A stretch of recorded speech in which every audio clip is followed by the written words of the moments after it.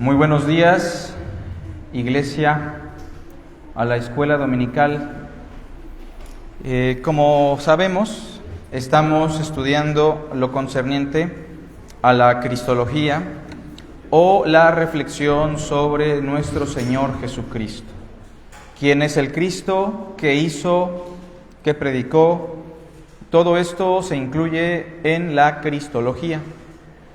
Y bueno, la Cristología forma parte de esta serie de reflexiones que están condensadas en la teología bíblica sistemática. Yo espero que de alguna manera estos extractos, que son muy breves en realidad, puedan ayudarles a crecer, a avanzar en su conocimiento y en su relación con Dios. Pues vamos a realizar una oración para pedirle a Dios de su gracia, de su sabiduría. Oremos. Padre nuestro que estás en los cielos, venimos a ti, Señor, como tu pueblo, un pueblo dispuesto para buenas obras. Señor, perdona nuestras deficiencias también, nuestras carencias. Ayúdanos a ser como tu Hijo y permite que lo que hoy vamos a estudiar pueda servir como la esperanza que tú has colocado, Señor, en tu palabra, como una promesa para todos aquellos que te aman y creen en Cristo Jesús. Te suplicamos que nos ayudes también a ser consolados, sobre todo si hemos perdido a nuestros seres queridos, porque lo que hoy vamos a estudiar, sin duda alguna, Señor, forma parte de la esperanza que tanto anhelamos. Te lo suplicamos, Señor, en el nombre de Cristo, tu Hijo. Amén. Estamos hablando de los estados de existencia del Cristo o del Logos, como le llama el apóstol Juan. Y los estados de existencia básicamente son tres. Se resumen en tres estados de existencia básicos, sencillos, claros. Y el pasaje que durante muchas semanas hemos estado enfatizando es el pasaje de Filipenses 2, ¿lo recuerdan? Del verso 5 al verso 11, en donde el apóstol Pablo clasifica los estados de existencia en tres partes muy claras. El primer estado de existencia se ha denominado en la teología como el estado preexistente. Estado preexistente es la condición y actividad del Hijo de Dios antes de su encarnación, es decir, Cristo Jesús, el Nazareno, no empezó a existir en el momento de la encarnación. Él ya era desde antes de la fundación del mundo. Pero ¿en qué condición existía el Hijo de Dios? Algunos llegarán a decir, bueno, existió como un ángel, o como dirán los ruselistas, él es el arcángel Miguel. La realidad es que eso es falso, porque ¿a cuál de los ángeles dijo Dios jamás, mi hijo eres tú, yo te engendré hoy? La respuesta es, nunca. Cristo no existió como un ángel. Entonces, ¿en qué condición existió el Hijo de Dios en ese estado preexistente? Bueno, Jesús dijo, glorifícame tú, Padre mío, al lado tuyo, con aquella gloria que tuve contigo antes que el mundo fuese. ¿Cómo existió? En forma de Dios, igual a Dios, y compartiendo con el Padre la misma gloria. En ese sentido, Cristo es verdadero Dios y existió en condición divina juntamente con el Padre, compartiendo la misma gloria. ¿Cuál fue su actividad en ese estado preexistente? Muy fácil, la Biblia nos dice que todas las cosas por Él fueron hechas. Su actividad en el estado preexistente tiene que ver con la creación de todas las cosas, visibles e invisibles. Por otra parte, también en el estado preexistente, antes de la encarnación, Cristo ya se había manifestado brevemente en esta realidad física a través de un fenómeno conocido como las teofanías. ¿Qué son las teofanías? Son las manifestaciones de Dios antes de la encarnación. A Dios el Padre, hay que dejarlo muy en claro, nadie le vio jamás. Pero la pregunta es, ¿en el Antiguo Testamento encontramos a personas que sí vieron a Dios o no? Por ejemplo, Jacob. Otro ejemplo, Moisés. Otro ejemplo, los padres de Sansón. Y tenemos declaraciones categóricas que dicen, hemos visto a Dios con nuestros ojos. O hemos hablado con Dios cara a cara, en el caso de Moisés. Y entonces, si el texto dice que a Dios nadie le vio jamás, pero el unigénito Dios que está en el seno del Padre, Él es quien siempre le ha dado a conocer, de manera que su actividad también tuvo que ver con ser el mediador de la revelación divina.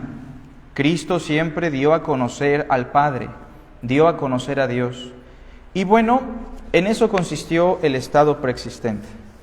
El estado de humillación, por otra parte, según el texto que hemos leído en Filipenses, consiste en que teniendo esa condición divina, gloriosa, perfecta y eterna, Él se despojó voluntariamente de sus facultades divinas. Es decir, nunca dejó de ser Dios, porque Él mismo dijo, ustedes me llaman Señor y Maestro, y decís bien, ¿por qué? Porque lo soy. Él nunca dejó de ser Dios porque desde muy chiquito, y muy bien dicho, al niño Dios le adoraron, ¿se entiende? Porque recibió adoración y porque declaró muchas veces ser Dios. Yo y el Padre, uno somos. Sin embargo, en el estado de humillación, Él rehúsa a usar sus facultades divinas en todos los sentidos. El niño Jesús no hace milagros. El jovencito Jesús no hace prodigios. Él empieza a realizar las maravillas, prodigios, señales, a razón de recibir el poder y la presencia del Espíritu Santo. Y es por el dedo de Dios, que es una expresión figurada del Espíritu Santo, que echó fuera a los demonios, dijo Jesús, ¿no? Hombres de poca fe, muchas veces fue el reclamo para muchos de los que dudaban ante las hazañas que Él realizó. Y esto debe ser claro, hermanos, porque Filipenses dice, y estando en la condición de hombre. Todo lo que hizo, lo hizo como hombre. Y ese es el arquetipo para nosotros, ese es el modelo. O sea, Dios el Padre en Cristo, en el estado de humillación, nos está presentando el hombre modelo, ¿se entiende? Que Dios anhela para cada uno de nosotros. Un hombre de fe, un hombre que depende de Dios el Padre en oración en toda circunstancia, un hombre que realiza prodigios, señales por el poder del Espíritu Santo. Y claro, muchos de estos prodigios, señales, están en función de un cumplimiento profético específico, ¿no? Pero en eso consistió el estado de humillación, que Él todo lo que hizo, lo hizo como hombre, obedeció la ley de Moisés como hombre, tuvo que aprender, tuvo que memorizar, tuvo que aprender muchas cuestiones de la vida humana, semejante en todo a nosotros, pero sin pecado. Y Hebreos deja muy en claro que Él fue perfeccionado como hombre, y así tuvo que aprender la obediencia. De manera que el estado de humillación refleja una condición humillante en la cual Cristo como hombre cumple con los requerimientos de la ley y con las demandas de la voluntad de Dios. Y este proceso llega a su culminación cuando Cristo muere en la cruz y es sepultado. Bien, pues el día de hoy vamos a hablar de el estado de exaltación del Logos, o sea, el último de los tres estados, el estado de exaltación de Cristo Jesús. Primero, me gustaría que demos lectura a Hechos 2:36.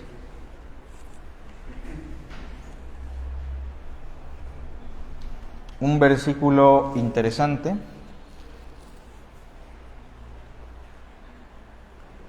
que nos dice lo siguiente. Pero me gustaría que demos lectura desde el versículo 22.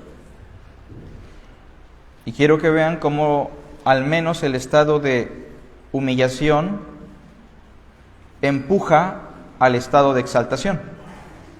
Dice: varones israelitas, oíd estas palabras. Jesús Nazareno, todos juntos, varón aprobado por Dios entre vosotros, con las maravillas, prodigios y señales que Dios hizo entre vosotros por medio de él, como vosotros mismos sabéis. ¿Sí notan? Varón aprobado, o sea, pasó la prueba como ¿qué?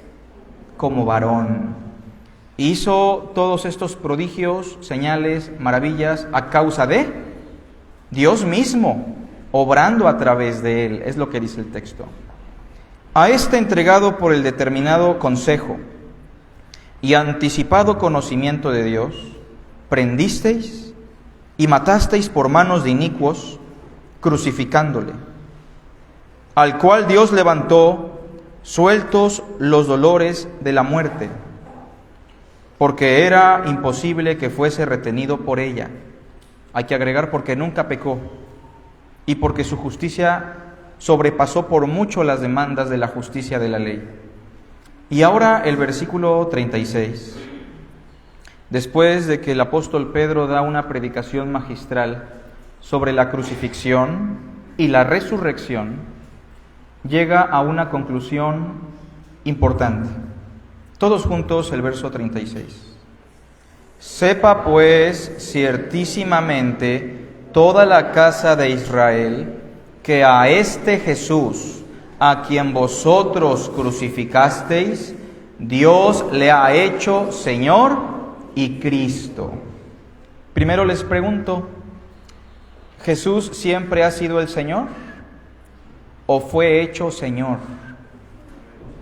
Miren qué pregunta tan importante. ¿Jesús siempre ha sido el Señor o fue hecho Señor? Ahora díganme qué dice el verso 36. Que fue hecho Señor y Cristo. ¿Y por qué el texto dice eso? Bueno, ahorita vamos a ver. Vean otro pasaje conmigo, que es Hebreos, capítulo 1.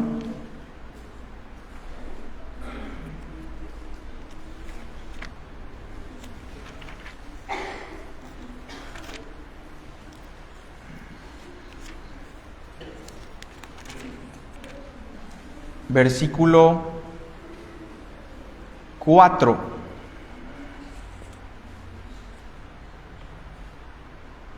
¿Lo tenemos todos, el 1:4? En la pantalla ya lo tenemos, ¿sale? Dice así, todos juntos: hecho tanto superior a los ángeles, cuanto heredó más excelente nombre que ellos. Otra pregunta: ¿Cristo siempre ha sido superior a los ángeles o fue hecho superior a los ángeles? ¿Cómo ven? ¿Y qué dice el texto? Que fue hecho. No sé si ya llegó a ese punto de confusión, pero a ese punto es al que queremos llegar, ¿no? Porque la crisis reflexiva es la que nos ayuda a crecer, ¿no? Cuando no llegamos a una crisis reflexiva, pues creemos todo, ¿no? Pero bueno, miren, la respuesta es muy sencilla. Cristo siempre ha sido Señor y fue hecho Señor. Cristo siempre ha sido superior a los ángeles y fue hecho superior a los ángeles. Pero aquí tenemos que hacer una distinción de las naturalezas del Cristo. Él siempre ha sido Señor en calidad de Dios, porque Él es Dios, ¿se entiende? Y en ese sentido, Él siempre ha sido Señor. Pero en su condición humana, acuérdense, todo el proceso de humillación hasta la resurrección se realizó para que Él llegase a ser Señor en calidad de ¿qué? De hombre. ¿Se entiende la idea? Él siempre ha sido superior a los ángeles. Siempre. Porque Él creó a los ángeles, ¿o no? Ahora, cuando Él vino a este mundo, ¿era inferior a los ángeles o no? Sí, la Biblia dice, ahí mismo en Hebreos, si ven conmigo, el capítulo 2, por favor, verso 9, en voz alta, nuestras hermanitas nos van a apoyar todas, en voz alta, como dice: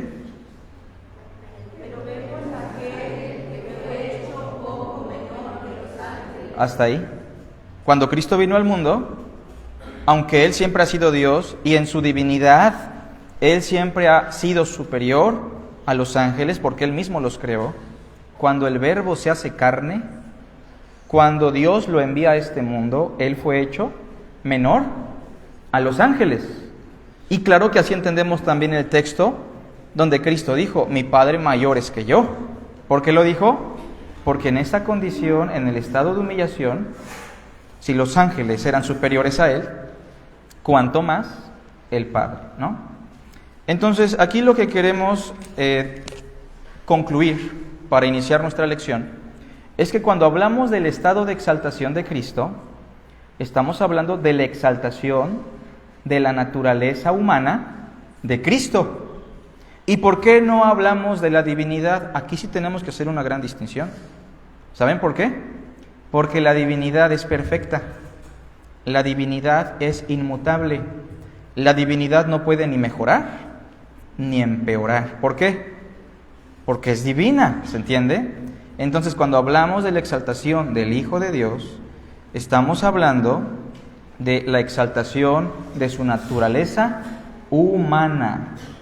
Y ese es el modelo y la esperanza que nosotros tenemos, que un día también seremos exaltados a la semejanza de Cristo en el día de la resurrección. Pero ya hablaremos ahorita un poquito más de ese asunto. Por ahí tenemos una explicación breve, escrita en pantalla, que nos habla del estado de exaltación. El estado de exaltación, o sea, la glorificación del Hijo de Dios, es el estado incorruptible y perfecto, todos juntos, que asume la naturaleza humana de Jesús. Eso es muy importante, que asume la naturaleza humana de Jesús. Al ser investido con la gloria primigenia que tuvo el Verbo Divino desde antes que el mundo existiera, desde toda la eternidad. O sea, Él es revestido de una gloria en su naturaleza humana, nunca antes vista en ningún otro hombre. Y aquí me gustaría hacer un contraste. ¿Adán era un hombre perfecto? Vean, analicen la pregunta. ¿Adán era un hombre perfecto? Bueno, dice en Génesis 1 adelante, donde dice que Dios todo lo hubiera hecho, era bueno de tal manera, y ahí incluyendo al ser humano. Ahora pregunto, cuando Cristo vino al mundo, ¿era igual que Adán? ¿No semejante, igual que Adán? ¿Cómo ven? ¿Por qué la Biblia le llama el segundo Adán? Porque no tenía pecado. Ok, Jesús no llegó con pecado al mundo. ¿Y Adán nació con pecado? Tampoco. ¿Sí? Jesús es Dios encarnado en hombre. Claro, esa es una diferencia, ¿no? Pero claro que sí, eso es una verdad. Pero ahorita queremos hablar de la naturaleza humana de Cristo. O sea, cuando Adán es creado por Dios y es colocado en el Edén, ¿era un hombre sin pecado, sí o no? ¿Era un hombre que de alguna manera representaba dignamente a Dios o no? Sí. ¿Y cuando Cristo nace también? Por eso pregunto, ¿eran iguales o no? Sí, humanamente sí. Por eso a Cristo se le llama el segundo Adán. Ahora hago la pregunta, ¿eran perfectos? Sí. ¿O el plan era que fuesen perfeccionados? Porque miren, la Biblia se hace una distinción entre sin pecado, pero siendo perfeccionados. Por ejemplo, Cristo nació sin pecado, ¿estamos de acuerdo? ¿Pero era perfecto? o tuvo que ser perfeccionado. O sea, si era perfecto, no tenía por qué aprender nada, ¿se entiende? No tenía por qué crecer en sabiduría. No estamos en desacuerdo que él era un ser inmaculado como hombre, ¿se entiende? Pero tuvo que aprender, tuvo que ser perfeccionado. Yo sé que esto puede sonar raro, ¿no? Porque nuestra cristología a veces es muy superficial. Pero miren qué dice Hebreos, capítulo...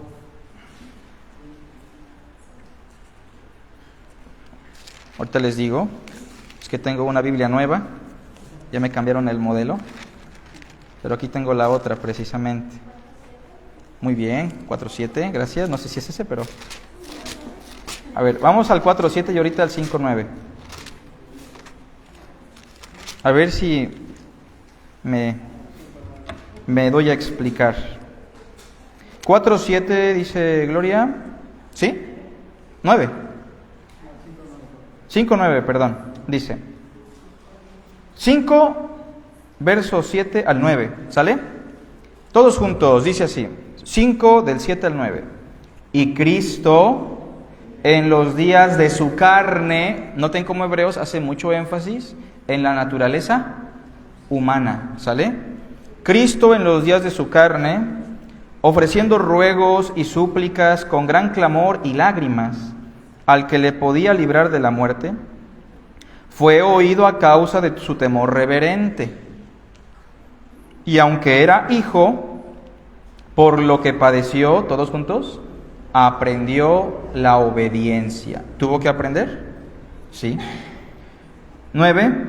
Y habiendo sido, ¿qué? Perfeccionado, vino a ser autor de eterna salvación para todos los que le obedecen. Entonces, no sé si me estoy explicando. Él nació sin pecado, era un ser inmaculado, pero como hombre aún no era perfecto. ¿En qué momento Cristo llegó a ser perfecto como hombre?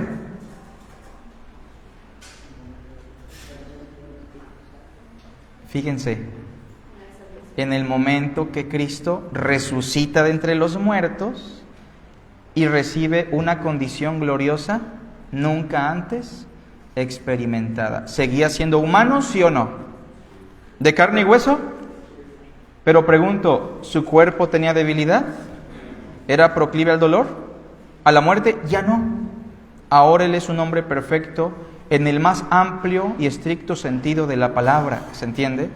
Y por eso es importante hablar del estado de exaltación. Bueno, punto número 1. Y si por aquí alguien tiene preguntas, con toda confianza, ¿eh? Punto número 1. Eventos del estado de exaltación. Así como el estado de humillación tiene eventos específicos, el estado de exaltación también. Aunque tengo que dejar en claro algo. Cristo resucitó y ya estaba exaltado, ¿sale? Estos eventos no son el proceso por el cual Él es exaltado, sino más bien eventos que ya se realizan en su exaltación, ¿sale? En su condición gloriosa. El primer evento es la resurrección de Cristo. La resurrección. Eso debe quedar muy en claro. De hecho, tengo que recordarles que el primer acontecimiento final, ¿no? Más allá de lo que nos digan las redes sociales, la gente que habla de los ovnis, los marcianos, de lo que se nos diga de el anticristo, el primer evento de los últimos tiempos es la resurrección de Cristo. O sea, ¿cuándo iniciaron los tiempos finales? Cuando Cristo resucitó de entre los muertos. Y tenemos una definición por ahí.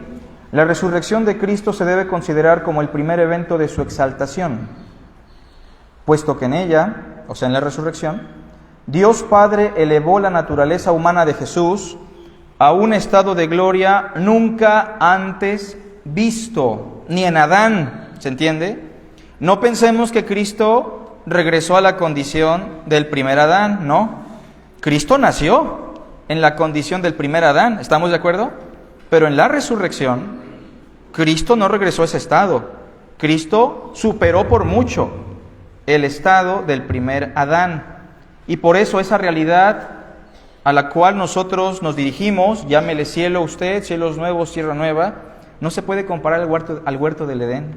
Es una realidad que supera por mucho lo reflejado en el huerto del Edén.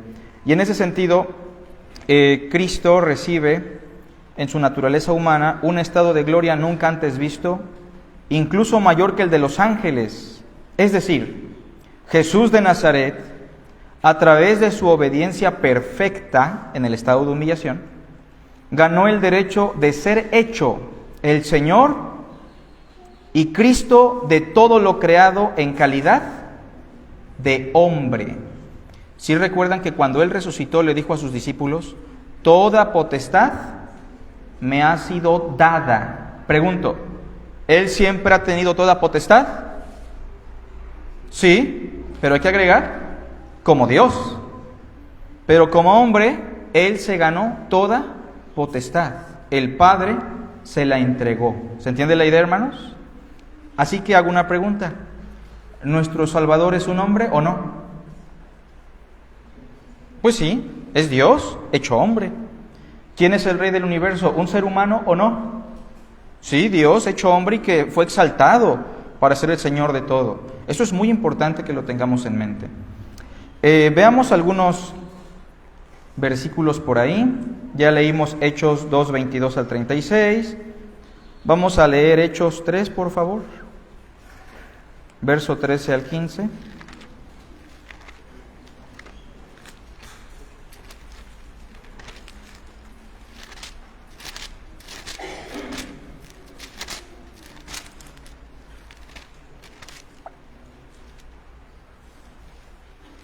¿Lo tenemos? Esta es la predicación de Pedro en el pórtico de Salomón, un patio que se llama así porque en ese patio se daba respuesta a las interrogantes de la sabiduría, a las interrogantes de la teología. El pórtico de Salomón era un patio en donde se resolvían interrogantes importantes y donde podían entrar todos, judíos y gentiles. Y entonces el versículo 13, Pedro quiere explicar la razón de la curación de un cojo, ¿se acuerdan?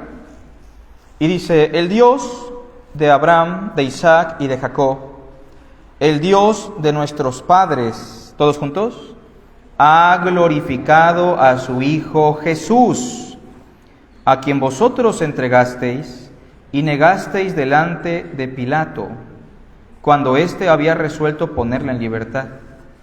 Mas vosotros negasteis al santo y al justo, y pedisteis que se os diese un homicida. Y matasteis al autor de la vida. ¿Es Dios o no es Dios? El autor de la vida. Todos juntos, a quien Dios ha resucitado de los muertos, de lo cual nosotros somos testigos. ¿Cuál es el evento de su exaltación? El primer evento, la resurrección. Otro versículo 5 de Hechos, versículo 30 al versículo 31.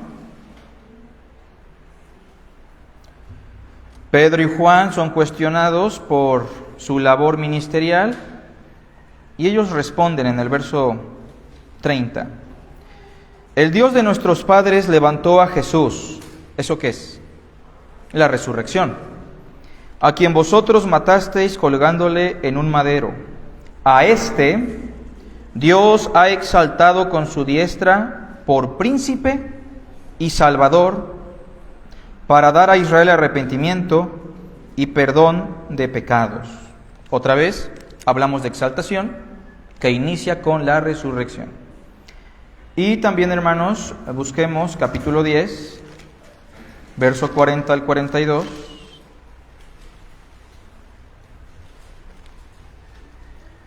Predicándole Pedro a Cornelio, un gentil, ¿verdad que lo recordamos? Dice, a este levantó Dios al tercer día e hizo que se manifestase no a todo el pueblo, sino a los testigos que Dios había ordenado de antemano, a nosotros que comimos y bebimos con él después que resucitó de los muertos. ¿Era un humano o no? ¿Cómo lo sabemos? Porque comieron con Él. Dice el verso 42, y nos mandó que predicásemos al pueblo y testificásemos que Él es el que Dios ha puesto por juez de vivos y muertos. ¿Quién lo puso? Dios. Todo esto está en función de su naturaleza humana. Noten también, hermanos, ya de paso, qué importante fue para los apóstoles y las primeras comunidades cristianas incluir en la predicación del Evangelio no solo la crucifixión, sino también la resurrección de los muertos y la exaltación de Cristo Jesús. Eso fue muy importante. Bueno, vamos a ver, entonces el inciso A es la resurrección. Inciso B, segundo evento de glorificación, es la ascensión a la diestra del Padre. La ascensión a la diestra del Padre. Pregunto, ¿en dónde está Cristo en este momento? A la diestra del Padre. ¿Qué significa eso? Que está reinando juntamente y con la autoridad y potestad ¿de quién? Del Padre. Y en ese sentido, ese es un evento también que refleja su exaltación. Hechos 2, 34 al 35, le pedimos a un hermano en voz alta si le da lectura. Hechos 2, 34 al 35, por favor. ¿Algún varón valiente? Porque David no subió a los cielos, pero él mismo dice, dijo el Señor a mi Señor, siéntate a mi diestra hasta que ponga a tus enemigos por estrado de tus pies. ¿Notan eso? El texto dice, dijo el Señor a mi Señor. Elohim le dijo a Adonai. ¿Cuántos personajes son?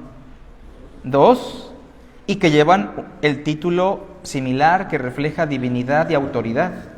Dijo el Señor a mi Señor, siéntate a mi diestra. Pregunto, ¿Cristo ya está reinando? ¿Sí o no? Pues si alguien dice que no, ¿cómo explicamos que ya está sentado a la diestra del Padre y reinando hasta que todos sus enemigos se han puesto por estrado de sus pies? También tenemos Hechos 7, 55 al 56. Pero Esteban, lleno del Espíritu Santo, puestos los ojos en el cielo, vio la gloria de Dios y a Jesús que estaba a la diestra de Dios, y dijo, citando al profeta Daniel precisamente, he aquí veo los cielos abiertos y al Hijo del Hombre que está a la diestra de Dios. Ya creo que estamos más confabulados con esa expresión.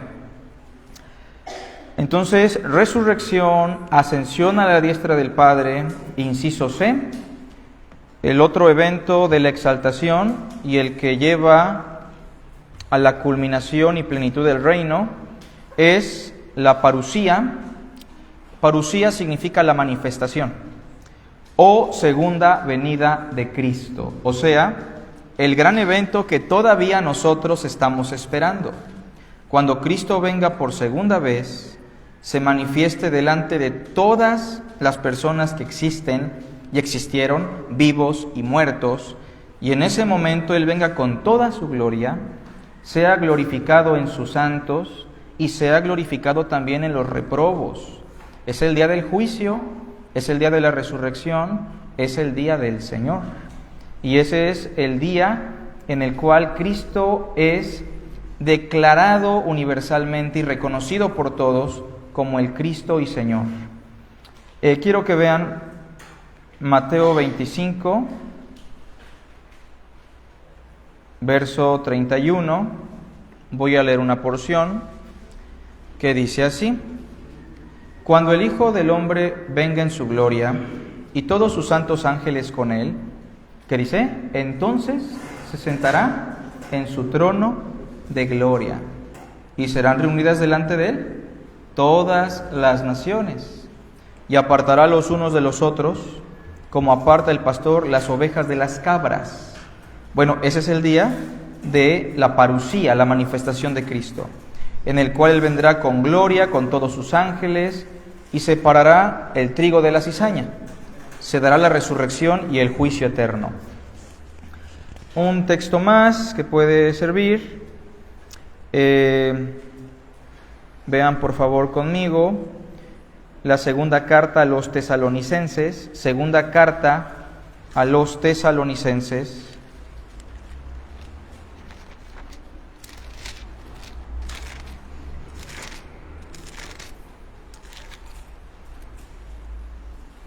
Capítulo 1, versículos 6 al 10. Porque es justo delante de Dios pagar con tribulación a los que os atribulan, y a vosotros que sois atribulados, daros reposo con nosotros, cuando se manifieste, ahí está la parusía, cuando se manifieste el Señor Jesús desde el cielo con los ángeles de su poder. Y bueno, sigue diciendo más cosas, pero es el día de su segunda venida. Vamos al punto número 2, hermanos. ¿Hasta aquí no hay preguntas? ¿No? ¿Seguros? Ok. La exaltación de Jesús en contraste con su humillación. La exaltación de Jesús y su contraste, o cómo contrasta esto, con el estado de humillación. De eso vamos a hablar un poquito, del contraste, de cómo la humillación y la exaltación son totalmente opuestas en este sentido. Bueno, veamos uno, inciso A, un contraste. Primero, el que se hizo siervo, ¿así lo dice la Biblia o no? Ahí tenemos la cita, no la vamos a leer, pero la puede anotar. El que se hizo siervo fue hecho Señor y Cristo. Es un contraste muy grande, ¿o no? Ese es el primero. Y ya las citas, ya las leímos, las puede anotar y llevárselas a casa. Repito, el que se hizo esclavo, el que se hizo siervo, fue hecho por Dios Señor y Cristo. Vamos al inciso B. El que se hizo súbdito a la ley, el hermano Israel González hace 8 días leyó ese pasaje, que Cristo nació de mujer y nació súbdito a la ley.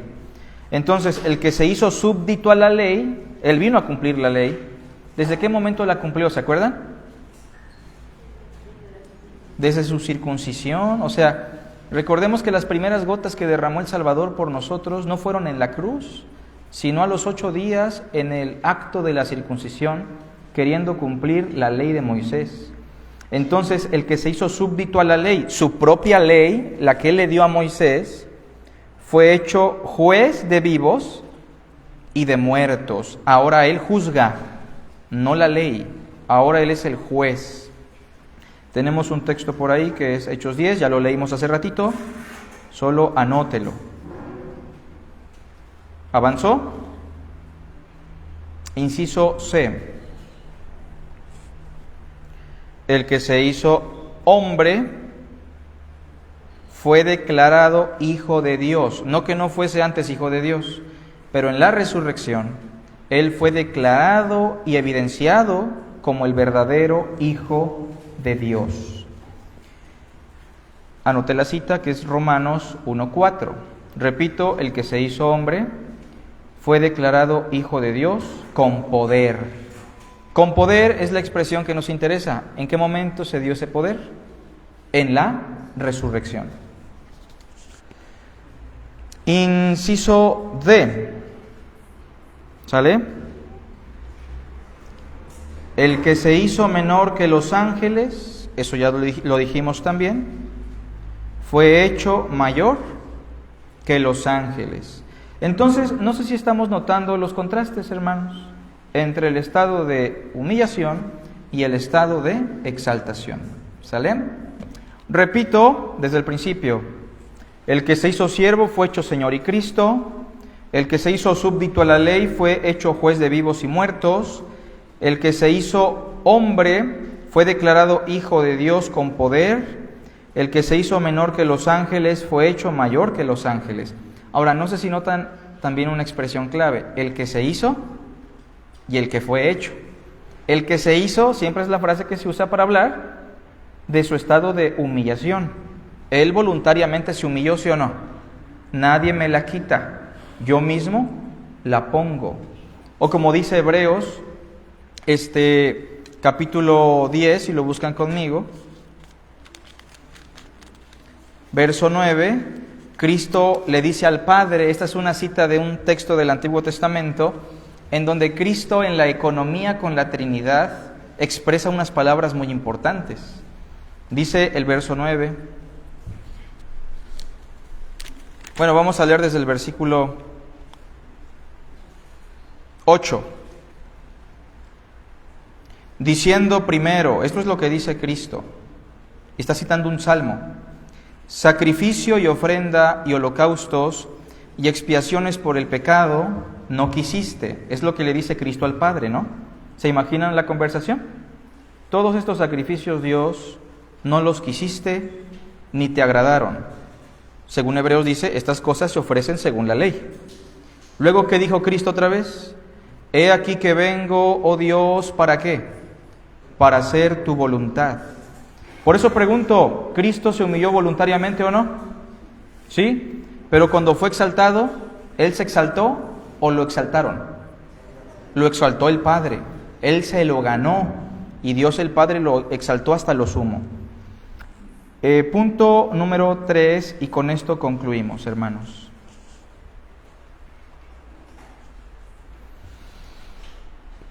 La glorificación del Hijo de Dios es el cumplimiento anticipado de nuestra esperanza. Es el cumplimiento anticipado de nuestra esperanza. Tal vez las trivialidades de la vida cotidiana, el materialismo, el consumismo, la superficialidad de la vida humana, nos hace olvidar un poco o mucho la realidad de la eternidad. Tal vez alguien aquí está esperando salir de la primaria, la secundaria, la prepa, otros están queriendo salir de su trabajo y jubilarse, pero no dejemos de lado la realidad de la muerte, la realidad de la eternidad. Y ahora pregunto, ¿nosotros tenemos una esperanza ante esa situación? Nosotros sí. Y también si usted tiene seres queridos que partieron y que escucharon la palabra de Cristo o que fueron creyentes, hay un rayo de esperanza. El ladrón en la cruz, ¿se acuerda usted? ¿Cree usted que su familia pensó que se fue al cielo? ¿Cómo ven? ¿O sus conocidos que sabían cómo era? Sin embargo, ¿qué revela el texto sagrado? Que minutos antes recibió esa esperanza.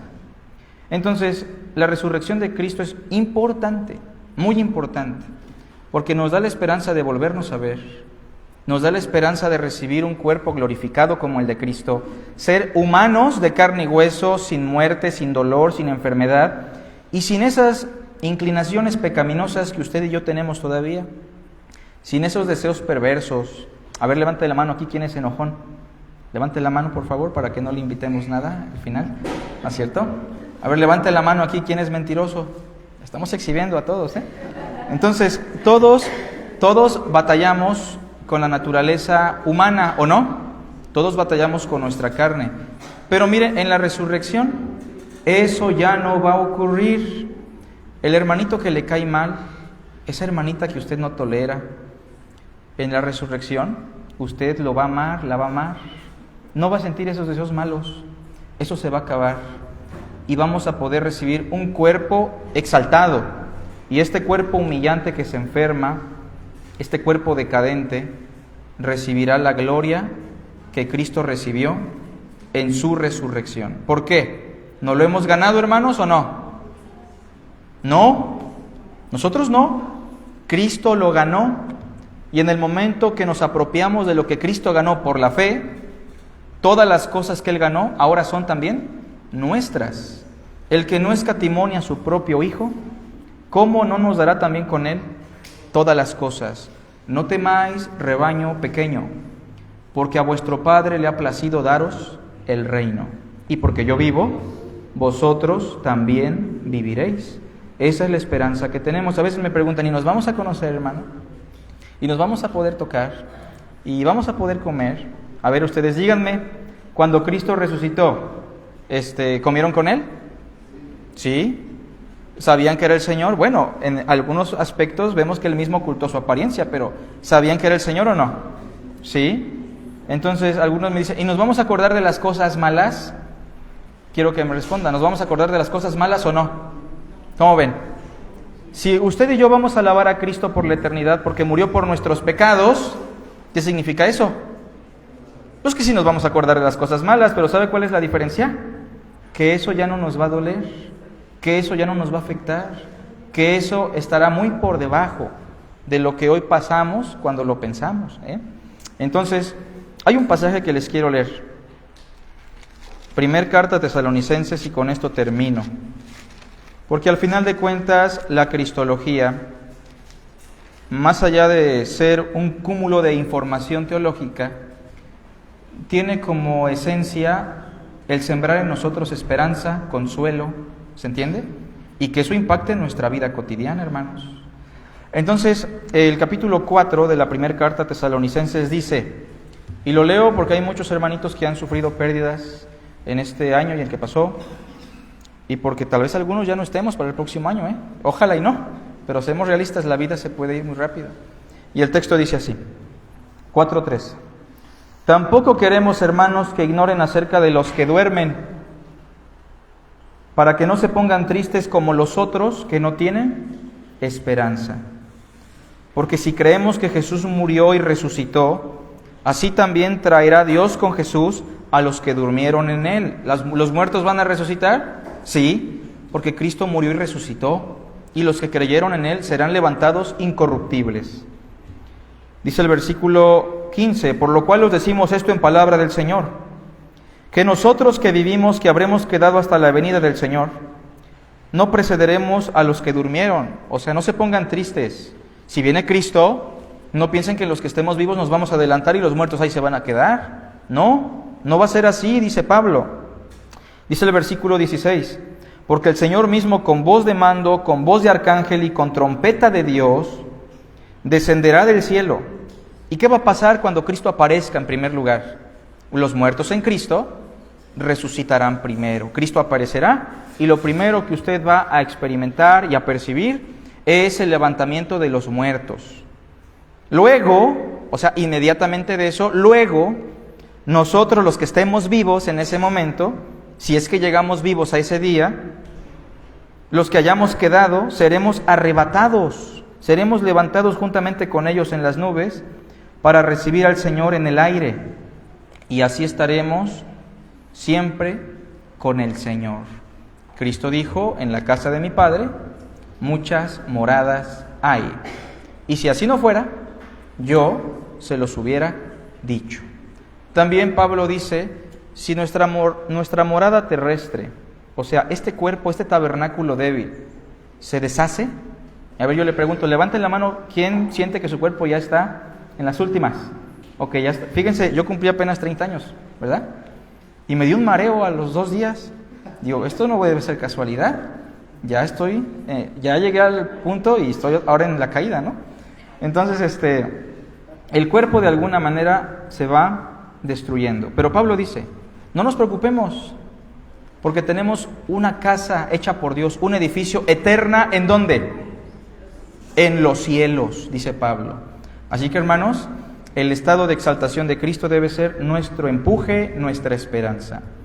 Dentro de 8 días vamos a platicar un poco más sobre la cristología con nuestro hermano Gamaliel, sobre todo en lo relacionado a la unión hipostática. 2 naturalezas en una sola persona, en Cristo Jesús. ¿No hay preguntitas, hermanos? ¿Comentarios? Sí, hermana Yoli, adelante. Hablando de lo que dijimos al principio de la teofanía, Sí. cuando Adán y Eva estaban en el huerto, dice que el Señor se paseaba el resto del día. ¿Era Cristo? ¿Era Cristo? Yo personalmente creo que sí, por lo que dicen los textos del Nuevo Testamento, ¿no? Que la comunicación que el hombre ha tenido con Dios siempre ha sido a través del Hijo, siempre ha sido así. Y yo estoy convencido que también Adán y Eva, cuando hablaron con Dios, hablaban con Dios el Hijo. Porque Juan 1:18 dice así, ¿no? Que Cristo es la exégesis, la explicación, la revelación del Padre. Y eso se puede ver en otros textos, ¿no? Pero sí, hermano. Y otra pregunta. Sí. Cuando los católicos, sobre todo, dicen la Virgen María es la Madre de Dios. Ajá. Bueno, no es incorrecto decir que es la madre del Dios que se hizo carne, ¿no? Solo hay que dejarlo así porque sí hay una expresión que dice la madre del Señor, ¿no? Entonces no podemos llegar a una conclusión distinta. Si es la madre del Dios que se hizo carne, en su estado humano. No es la madre de Dios en su estado preexistente, ¿no? Es la madre de Dios en su estado de humillación. Eso sí es correcto, ¿no? Eso no es incorrecto y quiero dejarlo claro, ¿no? Porque a veces también exageramos un poquito, ¿no? Pero en eso no hay ningún problema. ¿Cristo es Dios o no? Ella es la madre del Dios que se hizo carne, pero es madre de su condición humillante, su condición humana, ¿no? Bien, hermana, por allá tenía una pregunta. Entonces, cuando Moisés dio cara a cara a Dios, fue a Cristo, Jesús. Sí, lo primero es que cuando dice que vio cara a cara a Dios, primero es una expresión figurada, ¿no? Porque, perdón, Sí, lo que he leído es que dice que era un resplandor, Sí. que nadie lo ha podido ver. Entonces, ¿cómo es que dice que se dio cara a cara? sí, bueno, primero el texto no dice que lo vio cara a cara, sino que hablaba con él cara a cara, como cuando alguien habla con un amigo, así dice. Entonces, no es que haya visto propiamente la cara, pero es una expresión que refleja la gran comunión e intimidad que tenía Dios con Moisés. Por otra parte, Dios mismo le dijo: nadie podrá ver mi rostro porque no hay hombre que lo vea y siga vivo. Y entonces Moisés le dijo: pues muéstrame tus espaldas, ¿no? Pero vamos, son expresiones antropomórficas. Cuando dice que le muestre las espaldas, es una forma de expresar que le mostró una parte de su gloria. No le mostró su gloria plena. Si así hubiese sido, Moisés hubiese muerto, ¿no? Esa es la realidad. Hermano, perdón. Ok, ahora la pregunta es, ¿cuál fue la pregunta, no? Hermano Israel. Nada más también hay que señalar que cuando Jesús, el verbo de Dios se presenta en el Nuevo Testamento, no es una preencarnación de Jesús, sino es una teofanía, ¿no? O sea, no es que Jesús esté tomando el cuerpo que después se subirá después. Sí, no es que Cristo se encarnó en el Antiguo Testamento en diferentes lapsos, ¿no? Las teofanías son manifestaciones en las cuales Cristo asume la apariencia, la figura de un personaje visible, pero no es propiamente la encarnación. Hay algunos teólogos, y esto puede ser un poco atrevido, ¿no?, que opinan que Cristo, después de su resurrección, como ya no está sujeto al tiempo, al espacio y a la materia, así se dieron las teofanías, ¿no? Él dando saltos en el tiempo regresaba, pero ya son cosas que no quisiera platicar aquí, ¿no? Aunque no está tan descabellado, pero no tiene caso hablarle aquí. ¿Alguien más tiene preguntas? ¿No? Tenemos 5 minutos, por allá afuera tenemos unos refresquitos, aguas, los pueden adquirir para apoyar a los chicos de la alabanza. Que Dios les bendiga, hermanos.